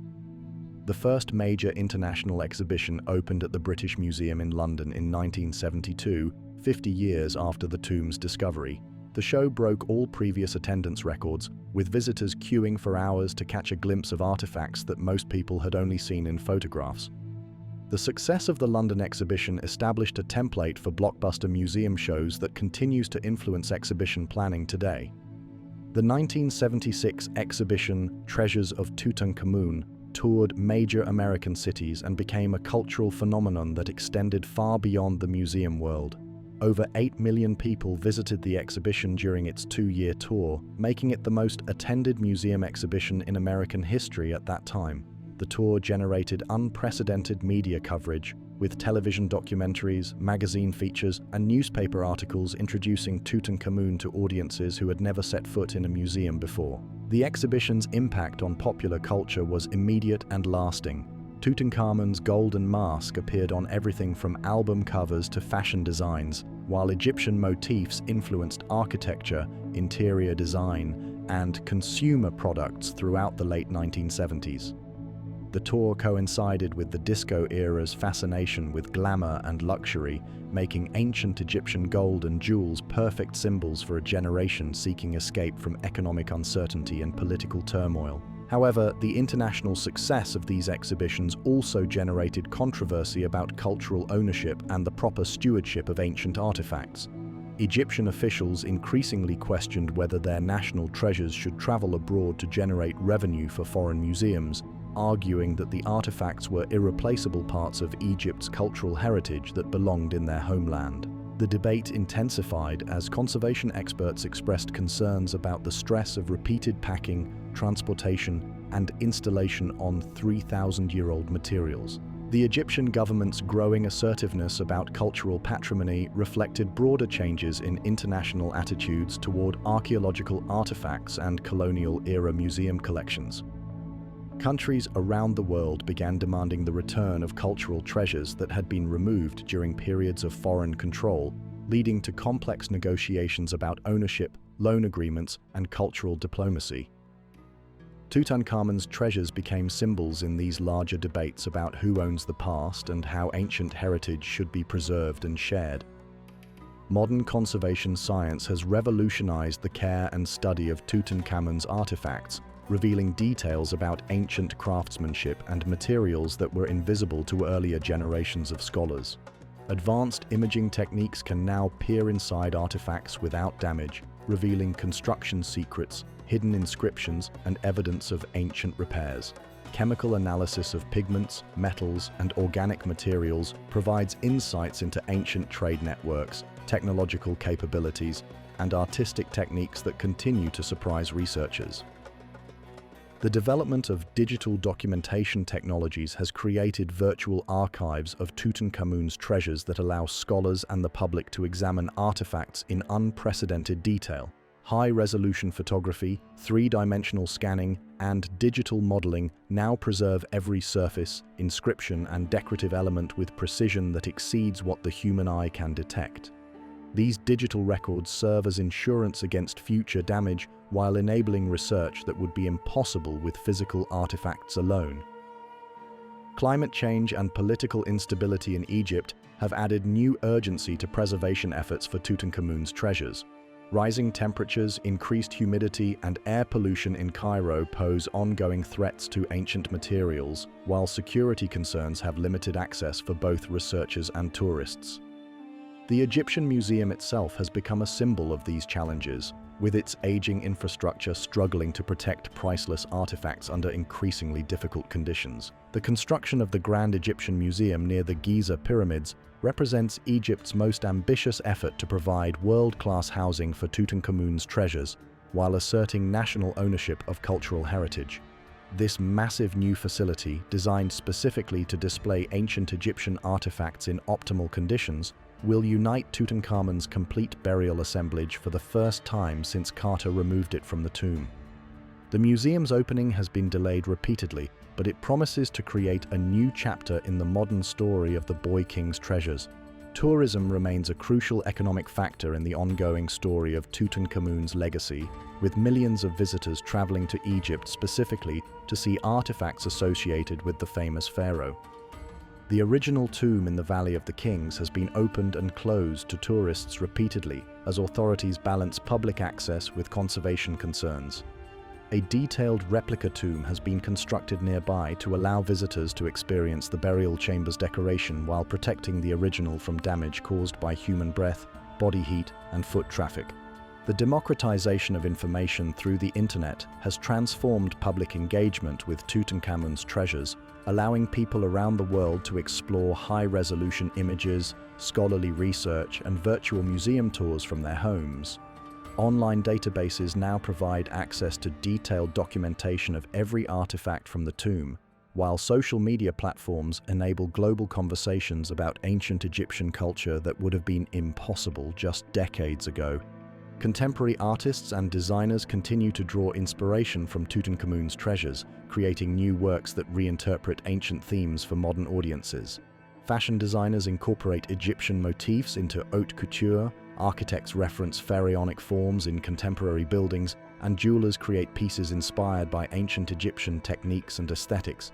These modern interpretations ensure that Tutankhamun's visual legacy continues to evolve and influence contemporary culture. The economic impact of Tutankhamun's treasures extends far beyond museum admission fees to encompass entire industries built around ancient Egyptian tourism and cultural products.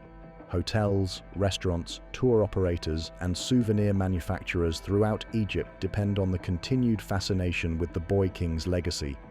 The treasures have become economic engines that support thousands of jobs while generating foreign currency crucial to Egypt's national economy. The development of cultural tourism around Tutankhamun has created both opportunities and challenges for local communities in the Valley of the Kings and surrounding areas. Traditional craftspeople have found new markets for their skills, creating reproductions and inspired works for tourists eager to take home pieces of ancient Egyptian culture. However, the influx of visitors has also strained local infrastructure and created pressure for development that sometimes conflicts with archaeological preservation. Educational institutions around the world have incorporated Tutankhamun's story into curricula ranging from elementary school history lessons to graduate-level archaeology courses. The treasures serve as tangible connections to ancient civilization that help students understand concepts about culture, technology, religion, and human society that might otherwise remain abstract. Many people trace their first interest in archaeology or ancient history to childhood encounters with images of Tutankhamun's golden mask. The role of photography and media in shaping public perception of Tutankhamun's treasures cannot be overstated. Harry Burton, the photographer who documented Carter's excavation, created images that remain definitive visual records of the discovery process. His photographs, taken under challenging conditions in the tomb's cramped chambers, established visual conventions for presenting ancient Egyptian artifacts that continue to influence museum displays and scholarly publications today. Documentary filmmakers have repeatedly returned to Tutankhamun's story, using advancing technology to reveal new aspects of the treasures and their historical context. Each generation of filmmakers has brought new techniques to bear on the subject, from early black and white documentaries to modern high-definition productions that can reveal details invisible to the human eye.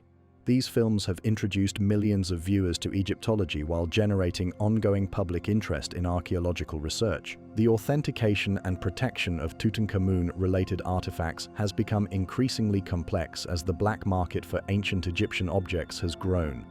Museums and collectors must now employ sophisticated scientific techniques to distinguish genuine ancient artifacts from modern forgeries, while law enforcement agencies work to intercept stolen objects before they can enter international art markets. The high-profile nature of Tutankhamun's treasures has made them particularly attractive targets for both legitimate and illegitimate collectors. International cooperation in the study and preservation of Tutankhamun's treasures has created lasting partnerships between Egyptian institutions and museums around the world. Joint research projects have advanced understanding of ancient Egyptian technology, art, and culture while training new generations of Egyptian archaeologists and conservators. These collaborations demonstrate how cultural heritage can serve as a bridge between nations and a foundation for ongoing scientific cooperation. The influence of Tutankhamun's treasures on contemporary museum practice extends beyond Egyptology to affect how museums worldwide approach exhibition design, conservation, and public engagement. The success of blockbuster touring exhibitions pioneered with Tutankhamun has become a standard model for major museums seeking to attract large audiences and generate revenue. The careful balance between education and entertainment established by these exhibitions continues to influence museum programming across disciplines. The ongoing scientific study of Tutankhamun's treasures continues to yield new discoveries about ancient Egyptian civilization, from the identification of exotic materials that reveal international trade connections to the analysis of construction techniques that inform understanding of ancient craftsmanship.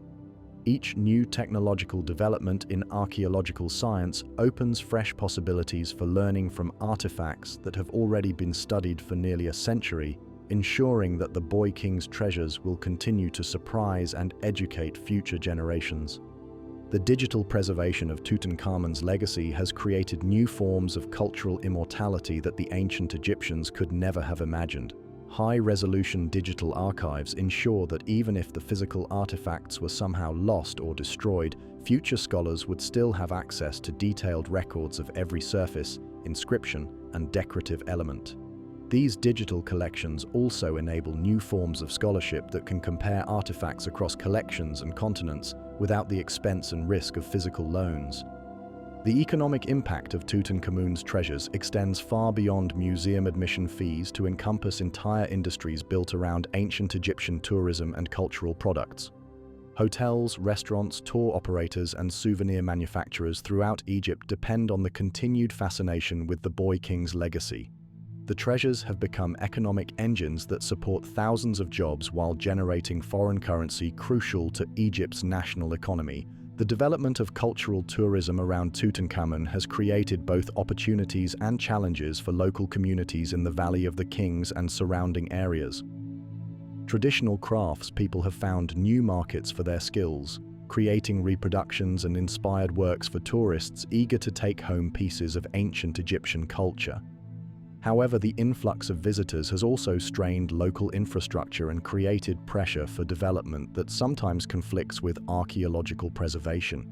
Educational institutions around the world have incorporated Tutankhamun's story into curricula ranging from elementary school history lessons to graduate-level archaeology courses.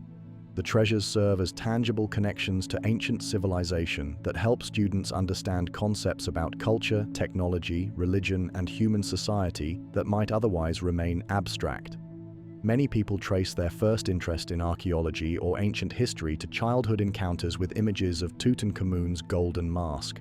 The role of photography and media in shaping public perception of Tutankhamun's treasures cannot be overstated. Harry Burton, the photographer who documented Carter's excavation, created images that remain definitive visual records of the discovery process. His photographs, taken under challenging conditions in the tomb's cramped chambers, established visual conventions for presenting ancient Egyptian artifacts that continue to influence museum displays and scholarly publications today. Documentary filmmakers have repeatedly returned to Tutankhamun's story using advancing technology to reveal new aspects of the treasures and their historical context.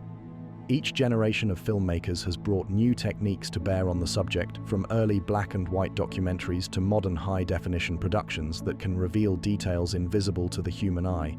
These films have introduced millions of viewers to Egyptology while generating ongoing public interest in archaeological research. The authentication and protection of Tutankhamun-related artifacts has become increasingly complex as the black market for ancient Egyptian objects has grown. Museums and collectors must now employ sophisticated scientific techniques to distinguish genuine ancient artifacts from modern forgeries, while law enforcement agencies work to intercept stolen objects before they can enter international art markets. The high-profile nature of Tutankhamun's treasures has made them particularly attractive targets for both legitimate and illegitimate collectors. International cooperation in the study and preservation of Tutankhamun's treasures has created lasting partnerships between Egyptian institutions and museums around the world. Joint research projects have advanced understanding of ancient Egyptian technology, art, and culture while training new generations of Egyptian archaeologists and conservators. These collaborations demonstrate how cultural heritage can serve as a bridge between nations and a foundation for ongoing scientific cooperation. The influence of Tutankhamun's treasures on contemporary museum practice extends beyond Egyptology to affect how museums worldwide approach exhibition design, conservation, and public engagement. The success of blockbuster touring exhibitions pioneered with Tutankhamun has become a standard model for major museums seeking to attract large audiences and generate revenue. The careful balance between education and entertainment established by these exhibitions continues to influence museum programming across disciplines. The development of specialized transportation and handling techniques for Tutankhamun's artifacts has revolutionized how museums approach the movement of fragile historical objects. Custom-designed shipping containers, climate-controlled transport vehicles, and specialized installation equipment developed for touring exhibitions of the Boy King's treasures are now standard tools used by museums worldwide. The logistics of moving priceless 3,000-year-old artifacts safely across continents has created entirely new industries focused on cultural heritage transportation. Insurance and risk management practices in the museum world have been fundamentally shaped by the challenges of protecting and displaying Tutankhamun's treasures. The astronomical values assigned to these artifacts, combined with their irreplaceable historical significance, forced insurance companies to develop new models for calculating risk and coverage. These practices now influence how museums approach conservation, security, and loan agreements for valuable cultural objects globally. The impact on hotel and hospitality industries in cities hosting Tutankhamun exhibitions has been consistently dramatic. Hotels in London, New York, Los Angeles, and other cities that have hosted major exhibitions report booking surges that extend far beyond typical tourist seasons. The Boy King's treasures have proven capable of generating tourism levels that rival major sporting events or entertainment spectacles, demonstrating the economic power of cultural heritage when properly presented and marketed. Retail industries have been transformed by the commercial success of Tutankhamun-related merchandise, from high-quality museum reproductions to mass-market products inspired by ancient Egyptian aesthetics. The development of ethical standards for cultural merchandise, debates about appropriate commercial use of ancient imagery, and the creation of revenue-sharing agreements with source countries have all been influenced by the commercial success of Tutankhamun-branded products. Academic publishing has been revolutionized by the ongoing scholarly interest in Tutankhamun's treasures. Specialized journals, monograph series, and digital publications dedicated to Egyptian archaeology have flourished partly due to sustained research interest in the Boy King's burial. The development of new publishing models that combine traditional scholarship with multimedia presentations has been driven partly by the visual richness of Tutankhamun-related research. The conservation profession has been fundamentally shaped by the challenges of preserving Tutankhamun's diverse artifacts. Techniques for stabilizing ancient textiles, treating corroded metals, and preserving organic materials developed specifically for the Boy King's treasures are now standard practices in conservation laboratories worldwide. Training programs for conservators routinely use case studies from Tutankhamun's collection to teach fundamental principles of preventive conservation and treatment methodology. Digital humanities and information science have found rich source material in the comprehensive documentation of Tutankhamun's treasures. Database design, metadata standards, and digital archiving practices have been influenced by efforts to create comprehensive digital records of every artifact from the tomb. These efforts have pioneered approaches to cultural heritage informatics that are now applied to archaeological collections globally. The security industry has developed specialized techniques and technologies specifically to protect high-value cultural artifacts like Tutankhamun's treasures. Advanced surveillance systems, environmental monitoring equipment, and access control technologies first deployed to protect the Boy King's artifacts are now standard features in museums worldwide. The unique challenges of protecting irreplaceable historical objects have driven innovation in security technology that extends far beyond cultural institutions. Art handling and installation practices have been revolutionized by the requirements of displaying Tutankhamun's delicate artifacts safely while making them accessible to millions of visitors. Specialized mounting systems, custom display cases, and innovative lighting techniques developed for the Boy King's treasures have become standard tools in museum exhibition design. The balance between preservation and presentation achieved in Tutankhamun exhibitions has influenced display practices across the museum field. The development of virtual museum experiences and digital exhibition platforms has been driven partly by the global demand to see Tutankhamun's treasures that exceeds the capacity for physical touring exhibitions. High-resolution imaging, three-dimensional modeling, and interactive presentation technologies pioneered for virtual Tutankhamun experiences are now standard tools for making cultural heritage accessible to global audiences. International law and cultural property regulations have been shaped by disputes and negotiations surrounding Tutankhamun's treasures. Legal frameworks for cultural heritage protection, international loan agreements, and repatriation protocols have been influenced by the complex legal and ethical issues raised by the global circulation of the Boy King's artifacts. These legal developments now affect how museums and governments approach cultural heritage management worldwide. The ongoing scientific study of Tutankhamun's treasures continues to yield new discoveries about ancient Egyptian civilization, from the identification of exotic materials that reveal international trade connections to the analysis of construction techniques that inform understanding of ancient craftsmanship. Each new technological development in archaeological science opens fresh possibilities for learning from artifacts that have already been studied for nearly a century, ensuring that the Boy King's treasures will continue to surprise and educate future generations. The digital preservation of Tutankhamun's legacy has created new forms of cultural immortality that the ancient Egyptians could never have imagined. High-resolution digital archives ensure that even if the physical artifacts were somehow lost or destroyed, future scholars would still have access to detailed records of every surface, inscription, and decorative element. These digital collections also enable new forms of scholarship that can compare artifacts across collections and continents without the expense and risk of physical loans. The influence on architectural and interior design extends beyond museum spaces to affect how designers approach luxury environments and ceremonial spaces. Hotels, restaurants, theaters, and private residences around the world incorporate design elements inspired by Tutankhamun's treasures, creating spaces that evoke ancient Egyptian sophistication and mystery. The visual vocabulary established by the Boy King's artifacts continues to influence contemporary design aesthetics across multiple industries. Language education and cultural studies programs have been enriched by the sustained interest in ancient Egyptian culture generated by Tutankhamun's treasures. University courses in hieroglyphic writing, ancient Egyptian history, and comparative mythology often use the Boy King story as a central case study. The accessibility of Tutankhamun's narrative has made it an effective tool for introducing students to complex concepts about ancient societies, religious beliefs, and cultural practices.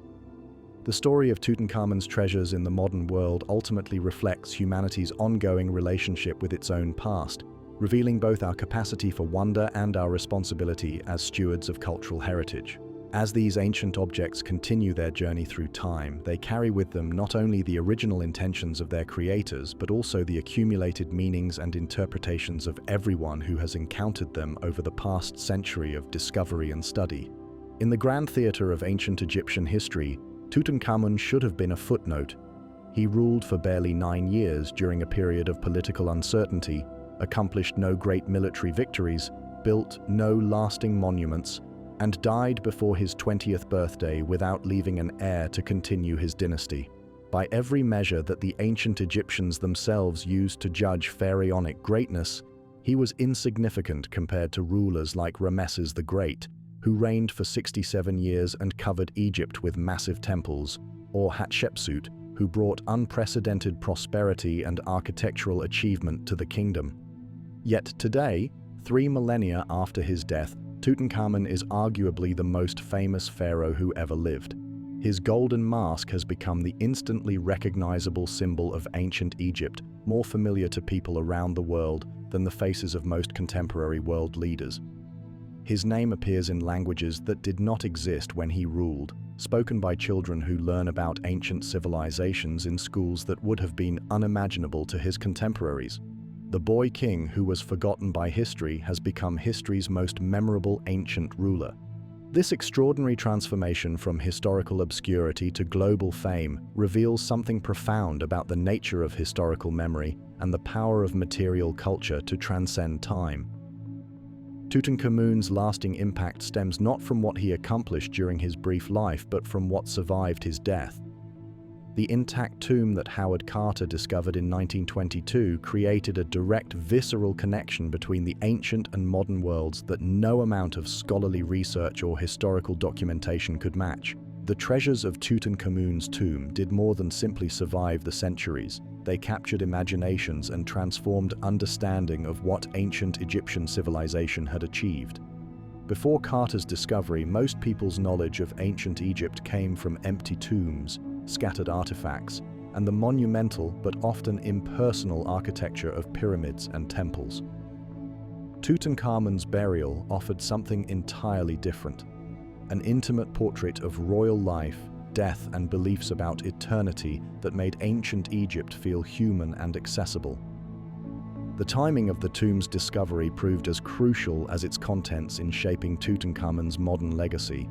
The 1920s were a period of rapid social change, technological innovation, and cultural upheaval when people were simultaneously fascinated by ancient wisdom and eager for exotic escapes from modern anxieties. The Boy King's golden treasures provided both, offering glimpses of sophisticated ancient technology alongside romantic visions of mysterious pharaonic power. The development of mass media during the 20th century amplified Tutankhamun's fame in ways that would have been impossible in earlier eras.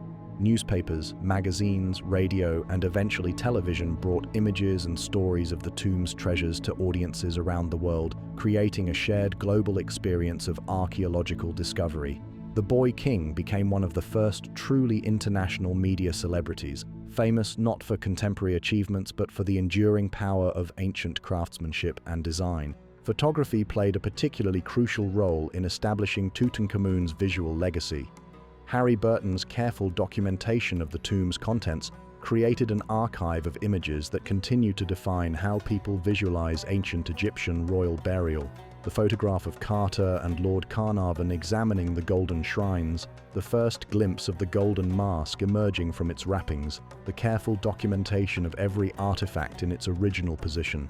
These images became iconic representations of archaeological discovery itself. The international touring exhibitions that began in the 1970s transformed Tutankhamun from an archaeological curiosity into a cultural phenomenon.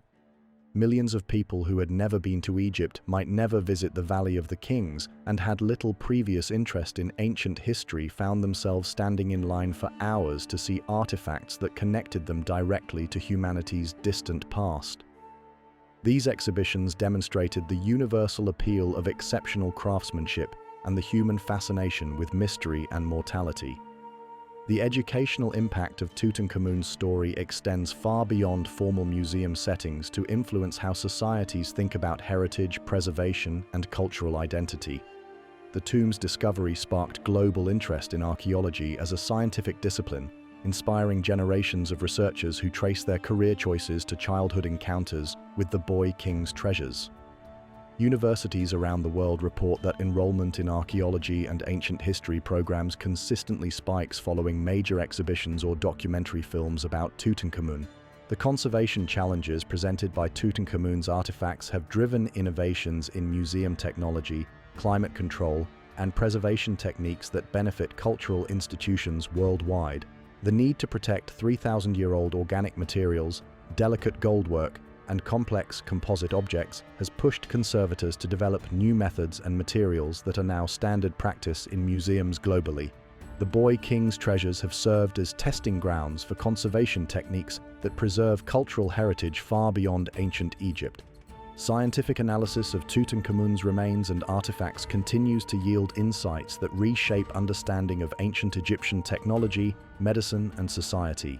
Each new analytical technique, from DNA analysis to advanced imaging technologies, reveals previously unknown aspects of how ancient Egyptians lived, worked, and understood their world. The mummy that once seemed to represent death has become a source of information about ancient life that continues to surprise researchers.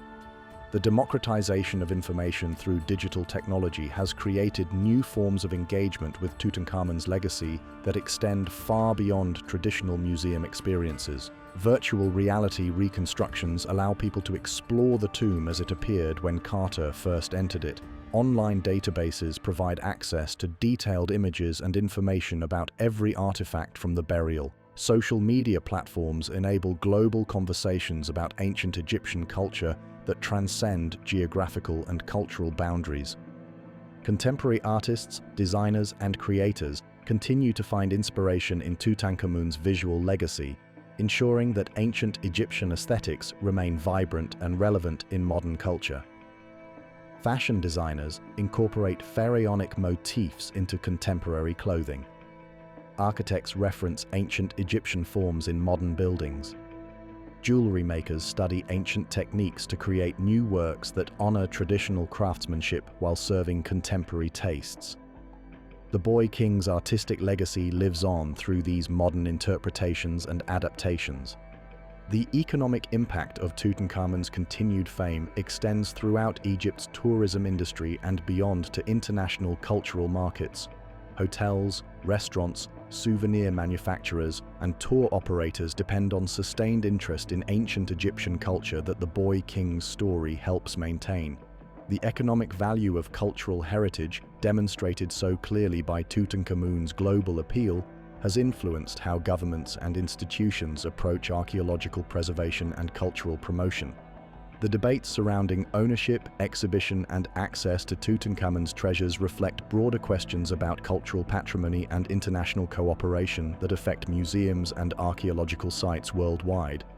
The boy king's artifacts have become symbols in discussions about who owns the past, how cultural heritage should be shared, and what responsibilities come with stewardship of irreplaceable historical objects. These conversations continue to evolve as attitudes toward colonialism, cultural appropriation, and indigenous rights develop.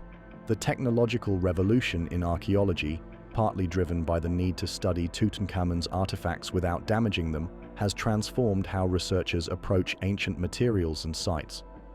Non-invasive imaging, chemical analysis, and digital documentation techniques pioneered for studying the boy king's treasures are now standard tools that allow archaeologists to extract maximum information from minimal samples. The careful balance between research needs and preservation requirements established in Tutankhamun studies influences archaeological practice globally. The psychological and spiritual impact of encountering Tutankhamun's treasures continues to surprise museum professionals and researchers. Visitors frequently report profound emotional responses to seeing the golden mask or other artifacts from the tomb, describing feelings of connection to ancient humanity that transcend cultural and temporal boundaries. These responses suggest that the boy king's treasures tap into fundamental human experiences of mortality, beauty, and the desire for permanence that remain constant across millennia. The environmental challenges facing Tutankhamun's legacy mirror broader concerns about climate change and cultural preservation worldwide. Rising temperatures, increased humidity, air pollution, and extreme weather events threaten archaeological sites and museum collections globally. The efforts to protect the Boy King's treasures from these environmental pressures serve as case studies for broader conservation challenges that affect cultural heritage sites around the world. Educational programs built around Tutankhamun's story have pioneered innovative approaches to teaching history, archaeology, and cultural studies that emphasize hands-on learning and interdisciplinary connections. Students studying the Boy King's treasures encounter art history, metallurgy, chemistry, anatomy, linguistics, and religious studies in integrated ways that demonstrate the interconnected nature of human knowledge. These educational models influence curriculum development in schools and universities far beyond Egyptology. The future of Tutankhamun's legacy depends on continued international cooperation in research, conservation, and public education that balances scholarly investigation with preservation requirements and public access. New technologies will undoubtedly reveal additional secrets hidden within the artifacts and remains, while changing social attitudes will influence how the Boy King's story is interpreted and presented to future generations. The ultimate irony of Tutankhamun's legacy is that a pharaoh who failed to achieve the ancient Egyptian goal of eternal remembrance through monumental architecture and historical inscription has instead achieved a form of immortality through the very burial treasures that were meant to serve him in a private afterlife. His golden mask, created to transform a mortal boy into an eternal god, has instead transformed him into something even more lasting, a symbol of human creativity, mystery, and the universal desire to triumph over death through beauty and craftsmanship. In the end, Tutankhamun's true treasure is not the gold and precious stones that filled his tomb, magnificent though they are. His real legacy lies in the inspiration he continues to provide to new generations of archaeologists, artists, and dreamers who see in his story proof that even the most unlikely circumstances can preserve wonders across the vastness of time. The Boy King who was forgotten by history has taught the modern world that fame and historical significance cannot always be predicted or controlled, and that sometimes the greatest discoveries come from the most unexpected places. The influence of Tutankhamun's discovery on popular culture extends far beyond museum exhibitions and scholarly research to permeate literature, film, music, and entertainment in ways that continue to evolve. Authors have drawn inspiration from the Boy King's story for decades, creating mystery novels, historical fiction, and adventure stories that use his tomb as a setting for contemporary narratives. The recurring themes of hidden treasure, ancient curses, and archaeological discovery that appear in countless books and films can trace their popularity directly to the public fascination generated by Carter's discovery. Hollywood's relationship with Tutankhamun began almost immediately after the tomb's discovery, with early films capitalizing on public interest in ancient Egypt and archaeological adventure. The visual vocabulary established by the Boy King's treasures, particularly the iconic golden mask, has influenced costume design, set decoration, and cinematography in films ranging from serious historical dramas to fantastical adventure movies. The aesthetic of ancient Egyptian luxury and mystery that Tutankhamun's artifacts represent has become a standard element in visual storytelling. Music and performance art have also drawn extensively from Tutankhamun's legacy, with composers creating symphonic works inspired by ancient Egyptian themes and popular musicians incorporating pharaonic imagery into album designs and stage productions. The 1970s disco era's fascination with glamour and gold found perfect expression in Egyptian motifs derived from the Boy King's treasures, while contemporary electronic music producers sample sounds and create compositions that evoke the mystery and grandeur of ancient civilization. The gaming industry has embraced Tutankhamun's story as source material for video games that allow players to experience archaeological discovery, ancient Egyptian culture, and historical adventure in interactive formats. These games introduce young people to Egyptian history and archaeology in ways that traditional educational methods cannot match, creating immersive experiences that make ancient civilization feel immediate and relevant. The Boy King's tomb has been recreated in virtual environments that allow millions of players to explore spaces that only a handful of archaeologists have ever seen in person. Fashion design continues to find inspiration in Tutankhamun's aesthetic legacy, with high-end designers regularly presenting collections that incorporate ancient Egyptian motifs, golden color schemes, and jewelry designs derived from the boy king's burial treasures. The influence extends from haute couture runways to mass-market clothing, demonstrating the continued commercial appeal of visual elements that originated in ancient Egyptian royal workshops. Fashion magazines regularly feature photo shoots styled around Egyptian themes, ensuring that Tutankhamun's visual legacy remains current and relevant. The field of experimental archaeology has used Tutankhamun's artifacts as models for understanding ancient Egyptian technology and craftsmanship. Researchers have attempted to recreate the boy king's treasures using period-appropriate tools and techniques, revealing the extraordinary skill required to produce such sophisticated objects. These experiments have advanced understanding of ancient metallurgy, woodworking, jewelry making, and textile production, while demonstrating the remarkable technical capabilities of ancient Egyptian craftsmen. Modern luxury goods manufacturers have found inspiration in Tutankhamun's treasures for creating contemporary products that evoke ancient Egyptian sophistication.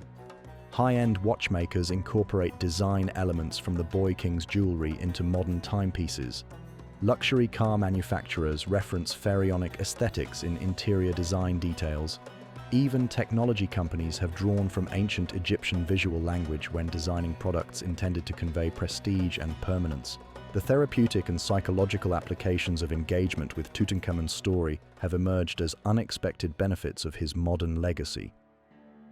Art therapy programs use ancient Egyptian motifs and the boy king's story as tools for helping people process experiences of loss, change, and identity.